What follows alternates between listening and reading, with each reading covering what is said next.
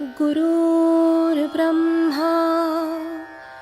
गुरुर्विष्णू गुरुर्देवो महेश्वरः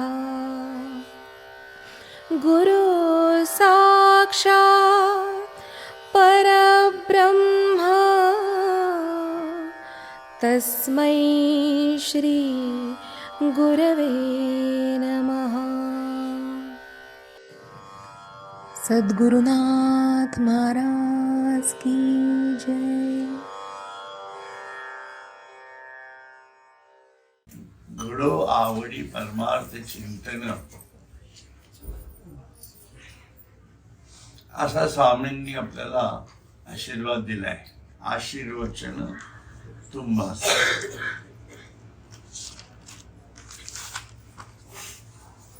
आपण आहोत एका बाजूला की ज्याच्यामध्ये आपल्याला जीवन जगायचंय, दुसऱ्या बाजूला जीवन कसं जगायचं असा अनेक ग्रंथातनं सांगितलेल्या गोष्टी आहेत. त्याच्यामध्ये विविध मतांतर, असं करा तसं करा, की ज्याला शिकवण असं म्हटलं जातं. आणि एका बाजूला अशा प्रकारे जीवन जगणारी माणसं, असं एक चित्र माणसाच्या साधकाच्या समोर येतं. साधक कोणाला म्हणायचं हाही एक विषय त्याच्यातला आहे. आणि जो माणूस आपल्या साधकाच्या भूमिकेप्रमाणे बघत जातो, तसं त्याला तशी माणसं जगामध्ये दिसत राहतात. आणि त्याप्रमाणे तो तत्वज्ञानाला आपल्या जीवनात गुंफायचा प्रयत्न करतो.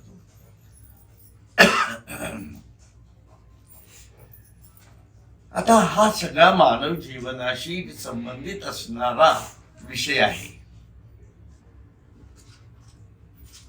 कोणाला पूजा करायला आवडते, मग त्या पूजा करणं, हे करणं ते करणं, याच्यातनं मग उपासनेला तो लागतो माणूस.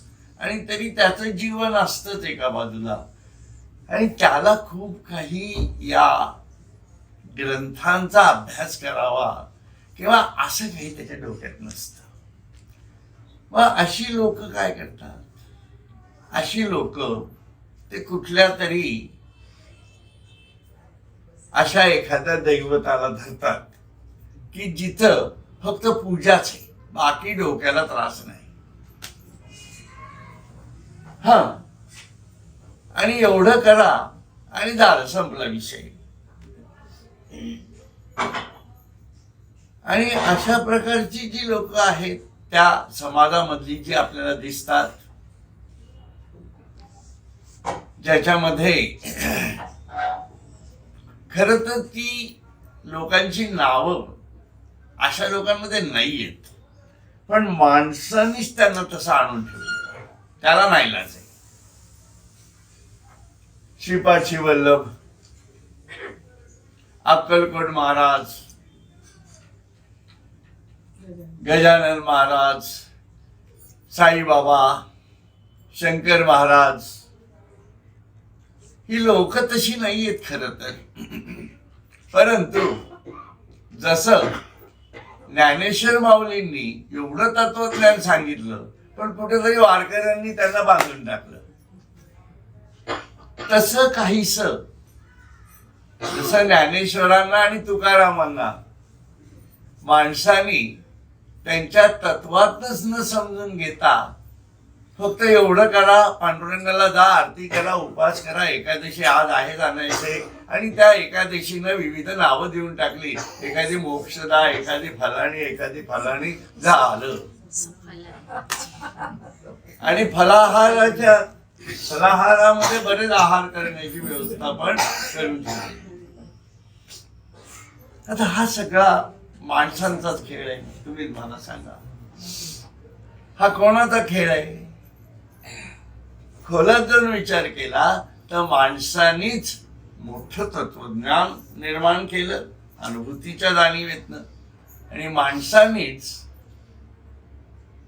त्या जे काही अवतार स्वरूपात आलेले आहेत त्यांना अवतार समजलं, आणि मग कुठेतरी त्या देवाला शोधायचा प्रयत्न केला, आणि एवढं तेवढं कळलं की देव भेटतो असं काहीतरी समजूत करून घेतली, आणि माझी त्यांच्यावर कृपा झाली आहे असं समजून घेऊन स्वतःच जीवनाला कृतार्थता प्राप्त झाली असं म्हटलं गेलं. पण हे सत्य आहे.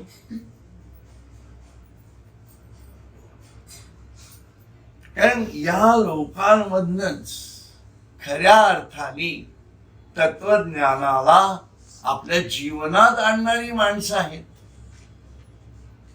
जे ज्ञानेश्वरांसारखे आहेत, जे तुकारामांसारखे आहेत, जे एकनाथ महाराजांसारखे आहेत, जे गोंदवलेकर महाराजांसारखे आहेत, जे स्वामी स्वरूपानंदांसारखे आहेत. आणि ही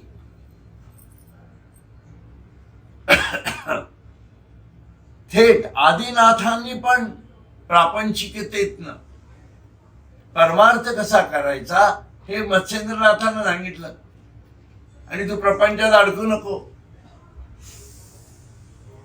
म्हणून स्वतःच्या सात्विकतेला प्रपंचात न अडकवणारा एकमेव अवतार स्वरूप जर कुठला म्हटला गेला मनुष्याचा तर ते मत्स्येंद्रनाथ झाले. सात्विकतेच्या विष्णू स्वरूपाच्या पूर्ण अवताराला प्रपंचात न बांधणारा एकमेव व्यक्ती म्हणजे मत्स्येंद्रनाथ हे प्रथम तयार झाले कृतयुगात. झेंडा कधी रोवला आम्ही? कृतयुगात रोवला. त्यानंतर गोरक्षनाथ, त्यानंतर गहिनीनाथ, आणि ही परंपरा निवृत्तीनाथ ज्ञानेश्वरांपासून थेट पुढे रामचंद्र महाराज, तिकोटेकर, विश्वनाथ महाराज वगैरे असं करत स्वामी स्वरूपानंदांपर्यंत आहे. आणि याच्यात प्रचंड तत्वज्ञान तयार झाले. लक्षात ठेवा, भगवद्गीतेच्या जाणीवा सुद्धा जिथं एक प्रकारे जळमळू शकतात एवढ्या प्रचंड तत्वज्ञानाची उभारणी नाथ संप्रदायांच्या त्वरिणी केली आहे की ज्यांनी सूक्ष्मातनं स्वरूपाचा अभ्यास केलेला आहे. जेवढा अभ्यास भगवंतानी स्वतः भगवद्गीतेत नाही सांगितलेला, कारण माणसाची ती जगण्याची इच्छा तयारी असेलच असं भगवंताला विश्वास वाटला नाही.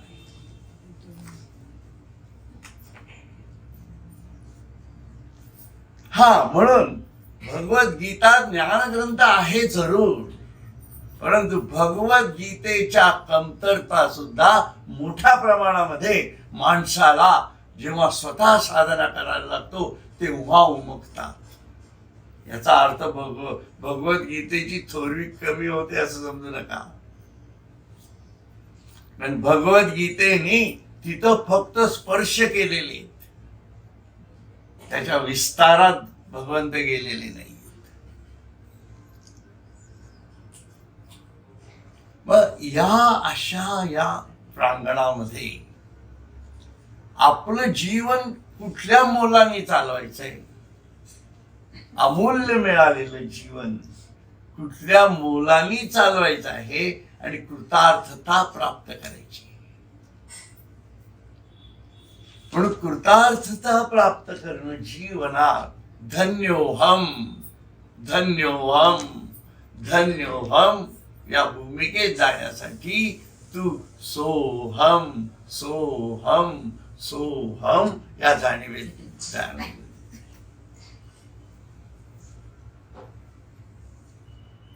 मग साधारण माणूस कसा जगतो?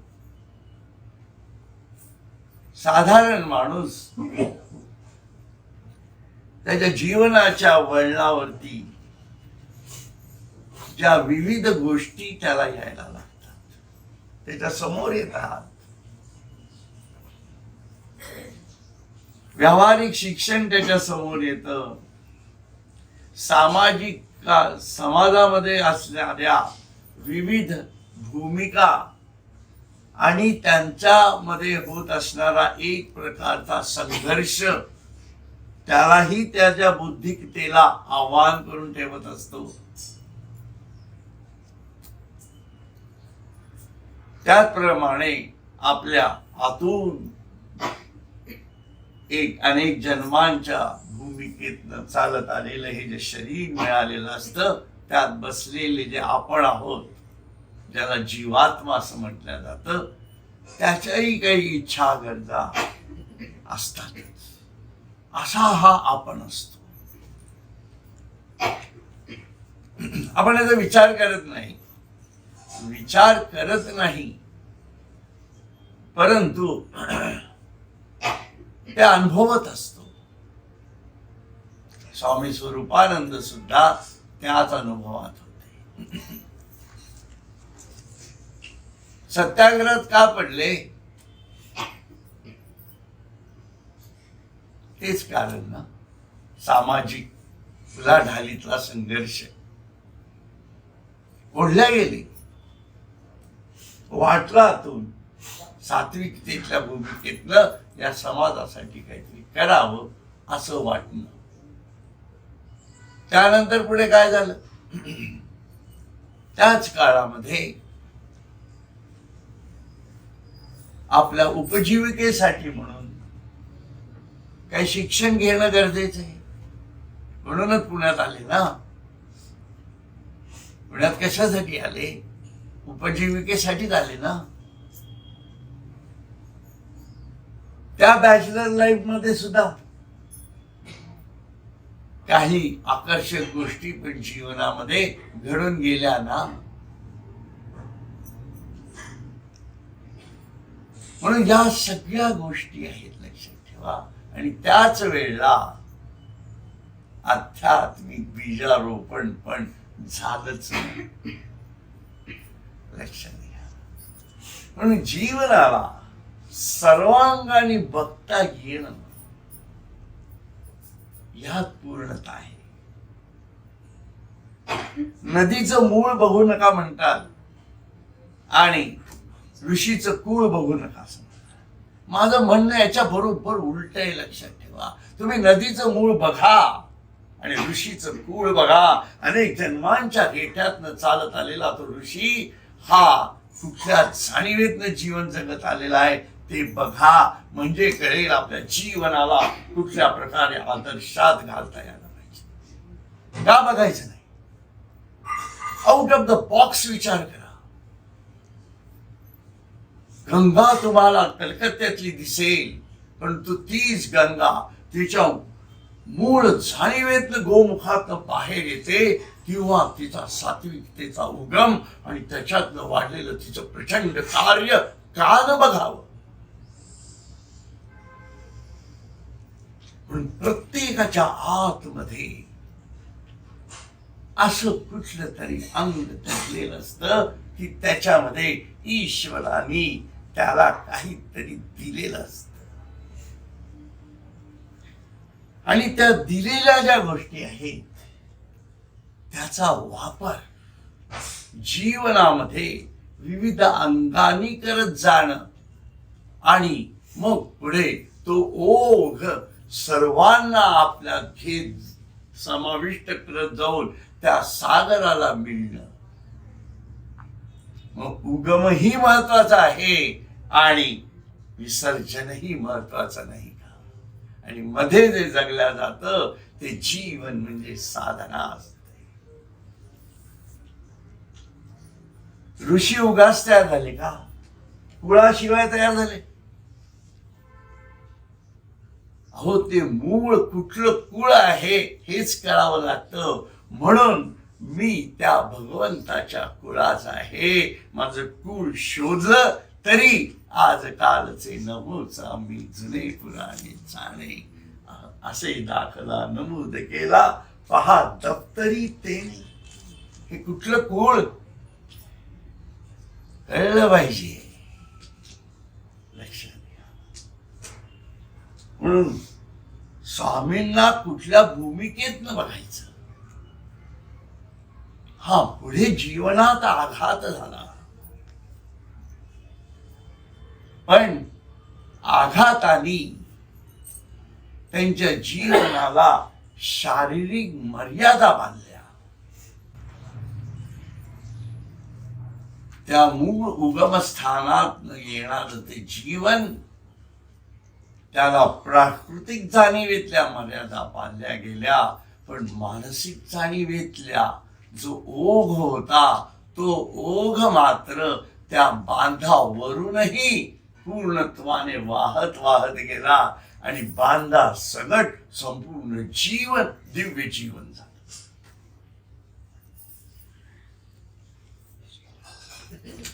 लक्षात घ्यायला पाहिजे.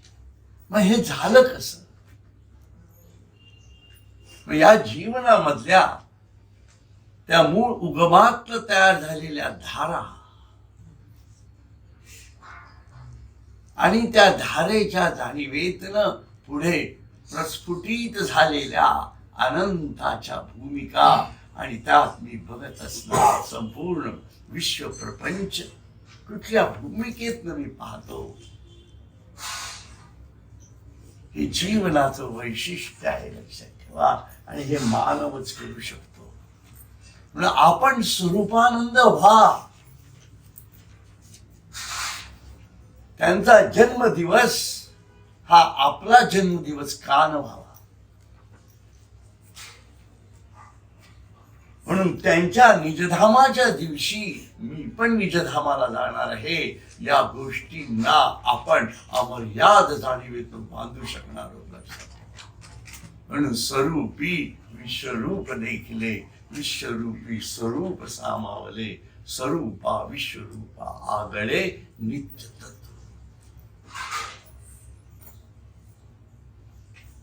आणि याच्यामध्ये स्वामी काय म्हणतात बघा, खूप सुंदर आहे. त्यासाठी त्यांनी प्रथम काय केलं असेल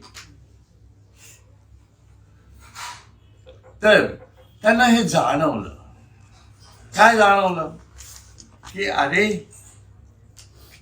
तू ज्ञान घेतलंस, ज्ञान घेतलंस. मी मगाशी तुम्हाला सांगितलं की ते असे 3 गोष्टी माणसाच्या जीवनासमोर असतात. सात्विकतेच्या जाणीवेतनं तू ज्ञान घेत गेलास आणि काय झालास? नंदी बैल झालास. हा, ज्ञान घेऊन काय झाला? नंदी बैल झालास. स्वामी म्हणताय तिथं, वेदांताच्या थोतांडाची पाठीवरती झूल घालुनी तदा होतो सजलो तुंदिल नंदी बैल. लक्षात घ्या. आणि त्याच्या ह्याच्यामध्ये पुढे ते काय म्हणतात, त्या नंदी बैलाचं वर्णन करतात. म्हणजे स्वतःच्या आतल्या बौद्धिक आणि मानसिकतेला कशा प्रकारे गुंफल्या जातं साधकाच्या जीवनामध्ये हे समजून घेणं गरजेचं आहे. अगोदर ज्ञान तर घ्यावंच लागेल ना, मग नंतर नंदी बैल व्हाल. पण नंदी बैल झाल्यानंतर थांबणार आहात का? तर त्या नंदी बैलाच्या पुढे कसं सरकायचं तर ते सांगतायत, गळ्यात खुळखुळ वाजत होते विषयांचे घुंगरू. स्वामी म्हणतायत, विषयांचे घुंगरू गळ्यात बांधून खुळखुळ खुळखुळ नाचत होतो हो पुण्यात. होतं का नव्हतं?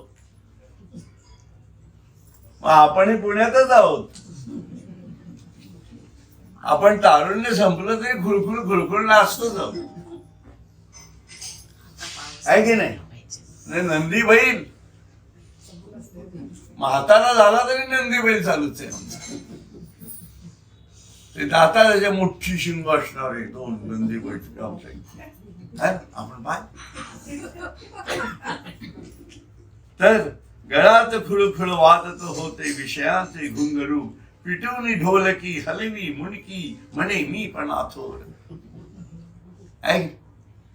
पिटून ढोलकी आणि अगदी वाजून वाजून माझ्या पुस्तकाचं प्रकाशन आहे, सर्वांनी या सर्वांनी या सर्वांनी या. अरे कसलं प्रकाशन बेट्या, काय करतो तुला प्रकाश तरी कळला का? बंद कर, खूप झालं,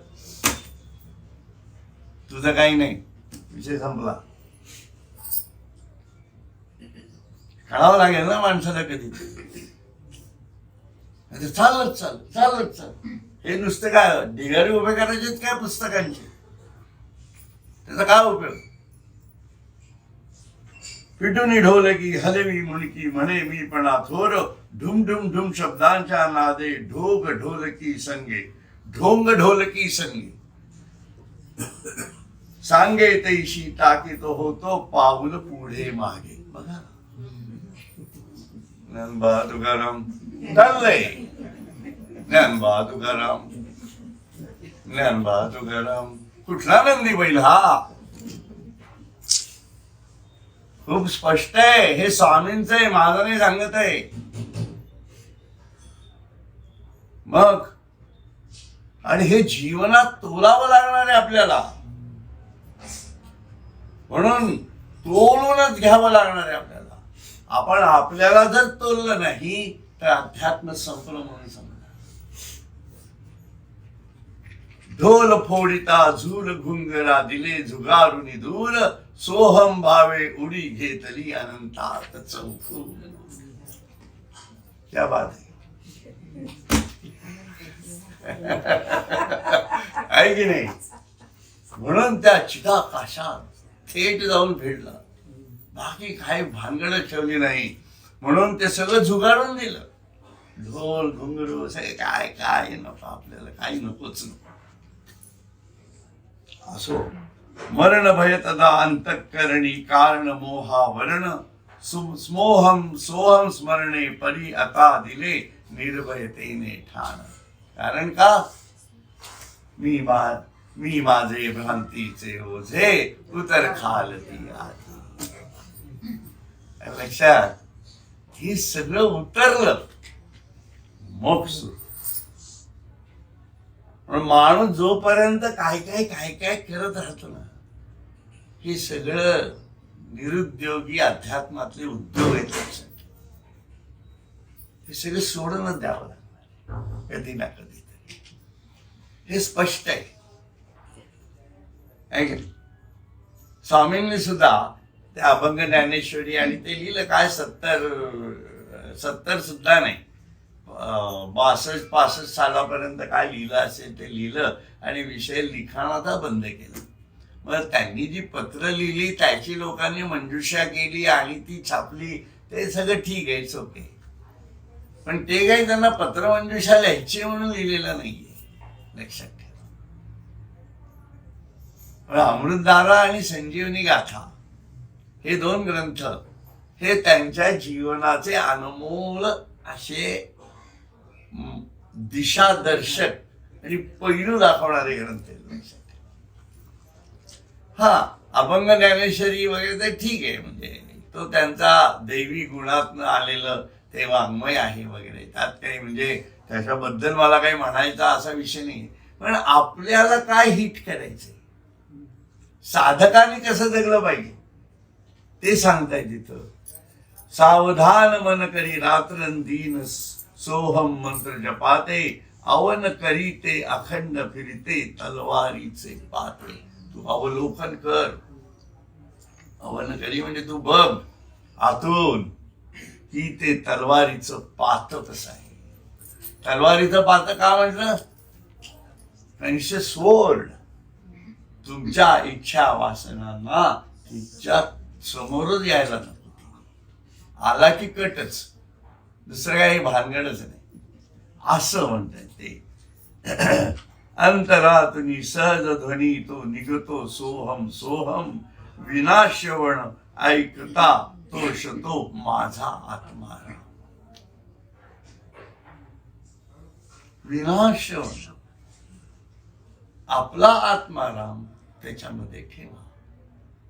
म्हणजे कुठं काही बोलायचं कारण नाही, कुठं काही जायचं कारण नाही. शांततेत बसा, या भूमिकेतनं जातात ते. विनावैखरी होत अंतरी सोहम शब्दोच्चार, सहज भजन अभ्यसन जव नसे अद्वैती व्यापार.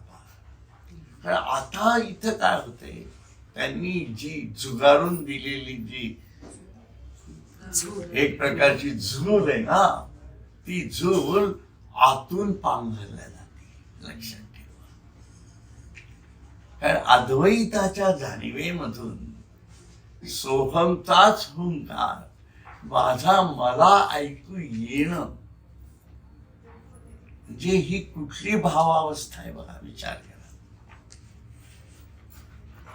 आपण जप करतो करोडो, काय नाम जप करतो, त्याला गणना नाही असे जप झाले असते. हे आपण केले, या आपण आपल्या जन्मात पाहतो, इतके कोटी यांनी केले, तितके कोटी त्यांनी केले, 10 कोटी, असे अनेक वर्षानुवर्ष लोक किती कोटी जन्म झाले असतील या पृथ्वीवरती मानवाकडून. पण आतून तो आवाज आला, किती लोकांना आला, आतून ती जाणीव तयार झाली. म्हणून ते मन बोललं पाहिजे, ते मन बोललं पाहिजे सातत्याने की मी ब्रह्म आहे. माझ्या मानसिकतेमधला तो फार मोठा माझा आधार असणार आहे. याच्यातनं ते म्हणतात पुढे, कारण हा सगळा अद्वैताचा व्यापार आहे. सतत संगे सोहम जीवलग सांगे मज गुज गोष्टी. बघा, कधी आपण सोहम या भावाशी गुज गोष्टी स्वरूपात बोललोत का? हा, सोहम मी धाराला बसतो म्हणजे बसलं सोहम सोहम. आपण गुज गोष्टी करतो का? लक्षात घ्या. म्हणून जे स्वरूप ध्यान अभ्यासात सांगितलं जातं त्या सोहमशी करावयाच्या गुज गोष्टी आहेत. लक्षात ठेवा. मला आतून ती त्यांच्या ज्या अव्यक्ताच्या व्यक्ततेच्या भूमिका आतून मला स्पर्श करून परा जाणीवेतनं मला तो स्पर्श जाणवला पाहिजे. म्हणून तो पाळणा हलतो ना यांचा काहींचा, तो कुठं हलतो? परेच्या पुढे शांत अवस्थेत तुम्ही पडलेला आहात. म्हणून ज्यांनी ती शब्द रचना केली आहे ना, त्याला ती जाण असल्याशिवाय शब्द येणार नाहीत. लक्षात ठेवा. चाल देणं एक वेळ ठीक आहे, मला त्याच्याबद्दल नाही म्हणायचं, पण शब्दांना शब्द येतात कसे ते फार महत्वाचं आहे. म्हणून संतांच्या शब्दांचा मागोवा घ्या. आतून स्वर लागला पाहिजे, कान लागावा. त्या तन्मात्रा जर माझ्या आत बसल्या असतील तर त्याच्याशी मला जर कनेक्ट व्हायचं असेल तर तो माझा सगळा स्वर आतलाच असला पाहिजे. मी व्यंजनात अडकतोय हे कळावं लागेल. त्याच्यात माझं भंजन होतंय, माझं भजनही त्याच्यात अडकतंय. बघा की सर्व बाजार कसा चाललेला आहे. यांना ईश्वरच कळलेला नाही आणि यांना ईश्वर नको पण आहे. यांना फक्त स्वतःच्या कला हव्या आहेत. हे दुर्दैव आहे माणसाचं. लक्षात ठेवा. जसे एक प्रकारे तत्वज्ञानाचा व्यापार करणारे आहेत, हा साधा विचार आहे. स्वामींनी केलं का? आपलं गुरु काय करतोय हे तर कळलं पाहिजे. तुम्ही ज्ञानेश्वर माऊलींना मानता ना, तुकारामांना मानता ना, मग त्यांनी असं केलं आणि आपण काय करतोय? आपण त्यांचाच बाजार करतो, त्यांच्या जाणीवेत जाऊ इच्छित नाही होत. वर वर आवडणाऱ्या गोष्टीत अडकतो आहोत आणि तेच इथं नेमकं सांगितलंय, तू तो नंदी बैल झालास. काय चुकलं? मग ते हे झुगारायला नको का? स्वामी म्हणताय म्हणून सतत संगे सोहम जीवलग सांगे मज गुज गोष्टी चिर सुखद असा सखा ना दुसरा जरी दुंडली सृष्टी. चिरंतन जाणीवेतला हा माझा सखा आहे, हा प्राण आहे, हा सोहमचा प्राण मला मरेपर्यंत मला साथ देणार आहे. दुसरा कोणी देणार नाही आहे. कोण देणार आहे साथ आपल्याला? म्हणून हे समजलं कुठं? स्वामींना त्यांच्या जिथं तो बांध लावला गेला ना, आलेला ओघ होता, पण जो बांध बसला तिथं धरण भरायला लागलं. लक्षात घ्या. म्हणून आध्यात्मिक धरण भरायला लागलं. आता बघा आणि पुढे काय होते? औट पीठी करी चमचम सोहम तारा तेज पुंज तेने सहजे जाण लोपला माया ममता पुंज. मग तिथं जो काही चिदाकाशामध्ये तारा चमचमला ना तारा, आहे की नाही? सांगितलं तुम्ही चमचमला तारा. तो जो चमचमला तारा, तो तारा सोडून दिला ना. कोणी दिला? आपणच दिला ना. मग धरण बांधलं का? धरण बांधलं नाही. तारा चमचम निघून गेला. आपण धरण न बांधल्यामुळे आपल्या जीवनामध्ये अध्यात्माची लेवल वाढत जात नाही.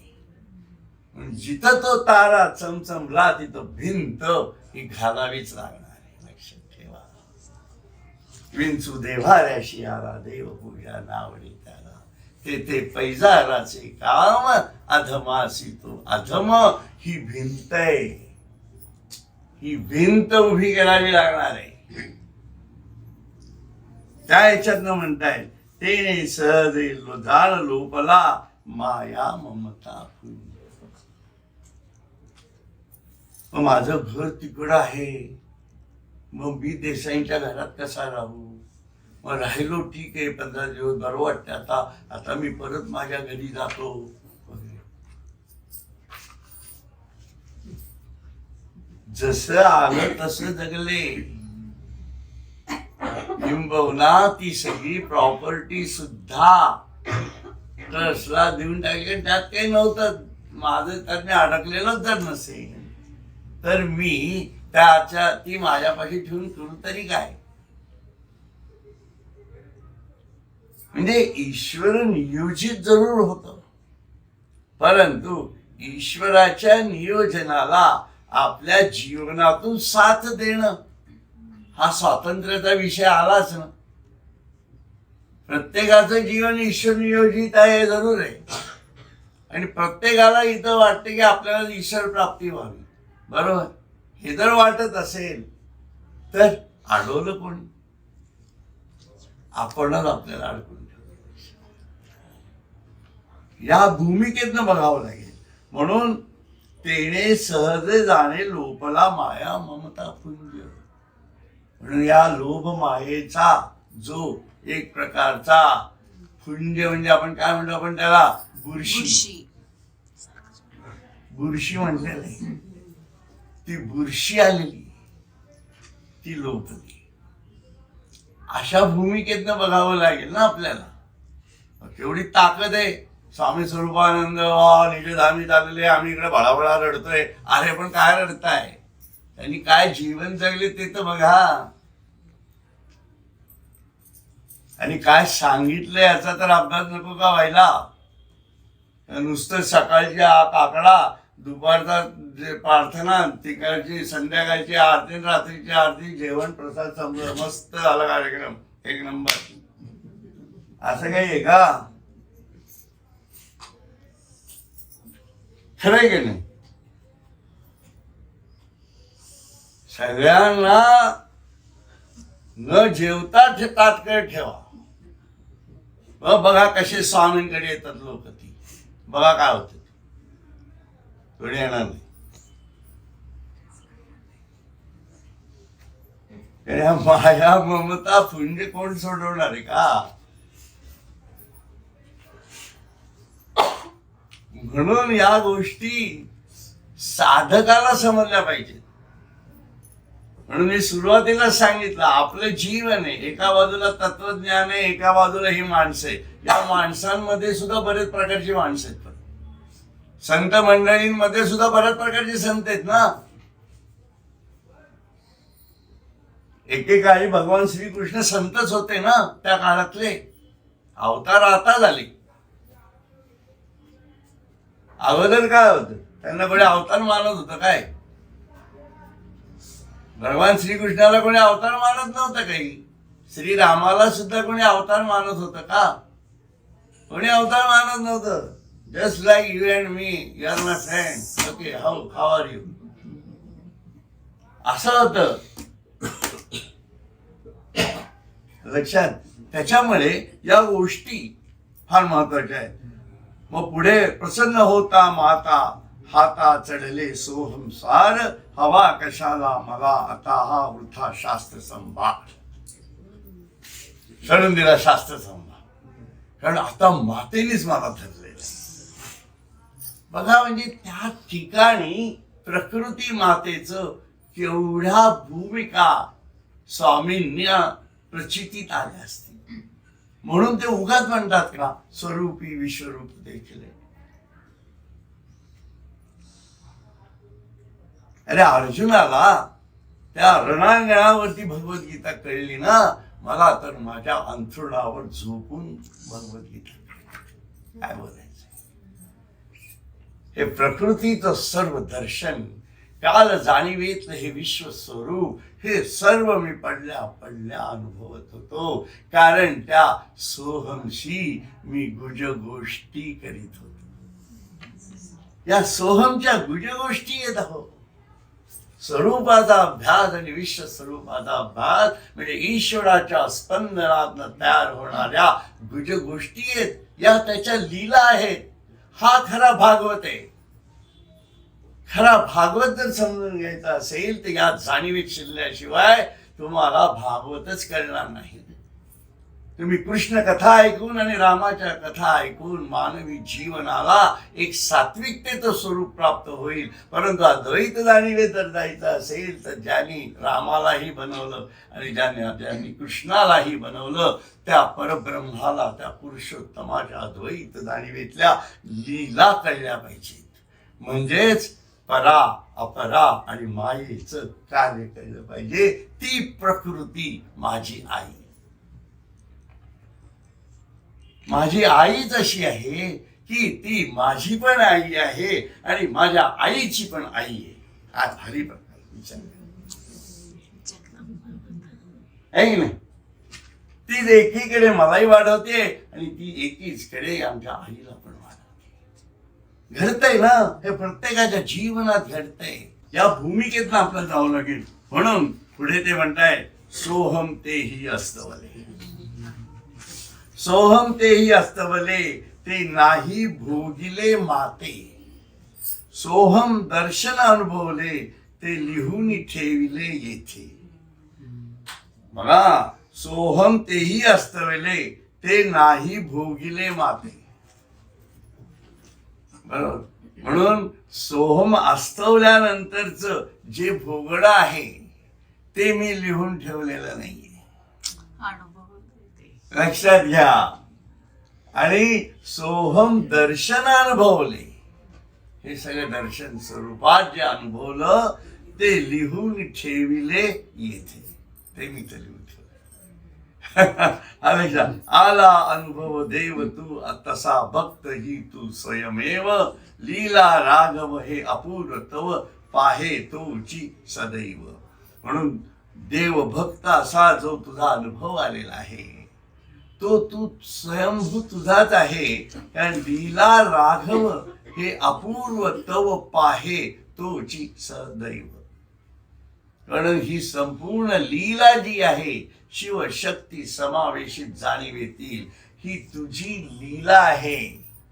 आणि या अनुभवातनं मी गेलेलो आहे तो मी अनुभवतो आहे सदैव. ते माझं चांगलं दैव आणि सदैव दोन्ही गोष्टी त्याच्यात. असो, अद्वय भक्ती येता हाती सरली याता याती. किती थेट सांगितलंय स्वामींनी. अद्वय भक्ती हाती येता हाती सरली याता याती. बुडता अमृती मरण तरी का संभवेल कल्पांती. मी जर त्या निजधामातच रमलेलो आहे, त्या अमृतत्वातच रमलेलो आहे, तर मला मरण येईल का? ही काळातीत जाणीवेतली त्यांची अवस्था आहे. लक्षात ठेवा.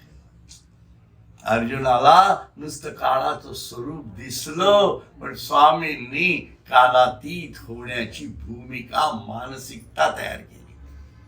कोण मोठा? अर्जुन मोठा का स्वामी स्वरूपानंद मोठे? तस्मात विचार करावा संतांची बरोबरी गुरु साक्षात परब्रह्म हीच असते, दुसरी गोष्ट नाही. काय वेगळं तुम्ही सांगा. भगवान कृष्ण म्हणजे स्वामी स्वरूपानंद झाले ना. रामही तो झाला, कृष्णही तो झाला, हरिही तो झाला, तोच परमहंस झाला आणि तोच पुरुषोत्तम झाला. अजून काय पाहिजे? ही अद्वैत भूमिका साधावी लागेल. आज कालचे नभोच आम्ही. मग तिथं सांगतायत ते कालातीत जाणीवेतनं आज कालचे नभोच आम्ही जुने पुराणे जाणे असे दाखला नमूद केला. पहा दप्तरी बघा, तुम्हाला बघायची इच्छा असेल तर. पण बघा, म्हणून म्हणतं ऋषींचं कुळ का बघायचं नाही, बघायचं. कारण तिथं त्या सर्व ठिणग्या सापडतात. तिथं ती सगळी सुरुवात असते. म्हणून पाठवी येथे ती आम्हा ते मातेची नवलाई. चाकर आम्ही दिलेल्या कामी न करू कधी कुचराई. म्हणून तिने दिलेल्या त्या कामामध्ये आम्ही कधीच कुचराई करणार नाही. जगन्माऊली आज्ञा होता ती पुनरुपी उचलूच. भक्त होनी तत् यशोध्वजा जगी उभारू वरूच. म्हणून त्या मत्स्येंद्रनाथांनी उभी केलेली ती जी ध्वजा आहे, जी पाडव्याच्या प्रथम दिनी कृतयुगातली ध्वजा आजही फडकत असेल, तर ती स्वामी स्वरूपानंदांच्या निजधामाच्या अनंत जाणीवेतून आजही ज्योतिर्मयी स्वरूपात तिथं स्थिर आहे. आणि ती ज्योत तिथं जाऊन आपल्यात पेटवणं हा आपला जन्म आहे. लक्षात घे, हा जन्म आपल्याला साधता यावा लागतो. म्हणून जे करायचं आहे ते नेमकं आणि थेटच जमलं पाहिजे. म्हणून इथं स्वामी त्यांच्या शब्दांची भाषा सुद्धा बदलतात. बघा, ते म्हणतात काय, looking at thy feet, playing with thy poetry, living in thy kingdom, O mother I am happy. हे जगन्माते, तुझ्या चरणकमलांचे दर्शन घेणारा, तुझ्या काव्याशी क्रीडा करणारा, तुझ्या साम्राज्यात वास्तव्य करणारा असा मी सुखी आहे. तुझ्या काव्याशी क्रीडा करणारा. या जगदंबेचं काव्य कुठलं? ते संपूर्ण ब्रह्मांड निर्मितीच्या अपरेच्या कार्याशी सातत्याने मी गुज गोष्टी करतो आहे. ही तिची आणि माझ्याशी चाललेली क्रीडा आहे. म्हणून स्वरूपाचा अभ्यास आणि विश्व स्वरूपातल्या प्रकृतीच्या सूक्ष्मातल्या चैतन्यमय जाणीवेमध्ये जो गुप्त असणार जे ईश्वरी तत्व आहे, त्याच्याशी माझ्या गुज गोष्टी चालल्या. म्हणून आणि असा मी काल सुखी असेल, असा मी सुखी आहे असं म्हणतोय पुढे ते. आणि मग writing through thy hand, thinking through thy mind, feeling through thy heart, O mother I am free. हे जगन्माते तुझ्या हाताने लेखन करणार. म्हणून मी आतापर्यंत माझ्या हाताने लिहिलं, पण आता मी माझ्या हाताने लिहिणार नाही. तू सांगशील ते लिह. लक्षात घे. म्हणून तू जे सांगशील ते माझ्या वाणीतनं बाहेर येईल, तेच माझं लेखन असेल. तुझ्या चित्ताने चिंतन करणार, म्हणून तुझ्या चित्ताच्या आणि माझ्या ज्या म्हणजे गोष्टी एक रूपतेतून झालेल्या आहेत, ही अतिमानसिकता आहे, लक्षात ठेवा. वेगळं काही नाही आहे याच्यात.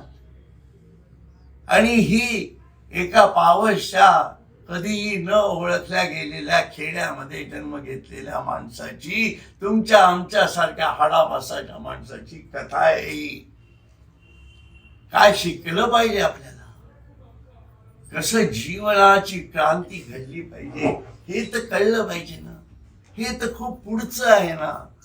तुम्हीच मला सांगा, हे पुढचं आहे, पण त्याच्या अलीकडचं काय होतं त्याचा अभ्यास आता गरजेचा आहे. हे पुढचं आहे सगळं. तुझ्या चित्ताने चिंतन करणारा, तुझ्या अंतःकरणाने भाव अनुभवणारा असा मी बंध मुक्त स्वतंत्र आहे.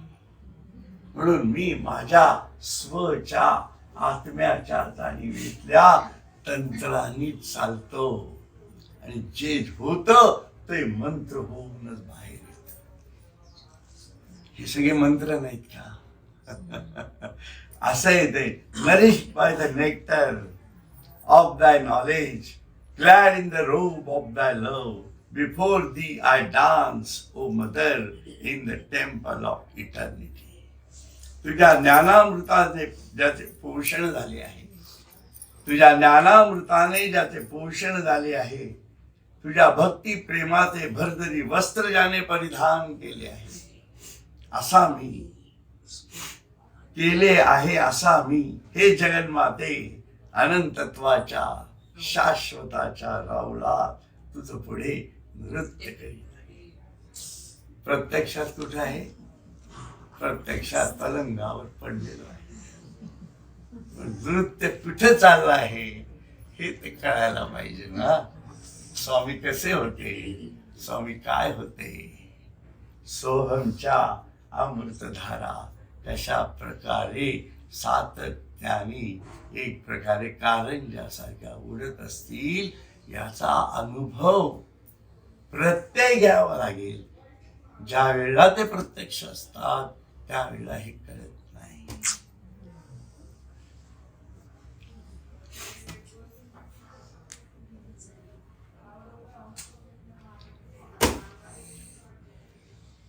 असो, परंतु हे नृत्य खूप सुंदर आहे. या जाणीवेमध्ये, या मानसिकतेमध्ये स्वामींचा हा दिवस अत्यंत मनोहर अशा रीतीने आपल्याला प्राप्त झाला, आणि आपण हे आज इथं सादर करू शकलो ही त्यांचीच कृपा. म्हणून या इथं आपण आता विराम घेऊया. हरिओम. हरिओम.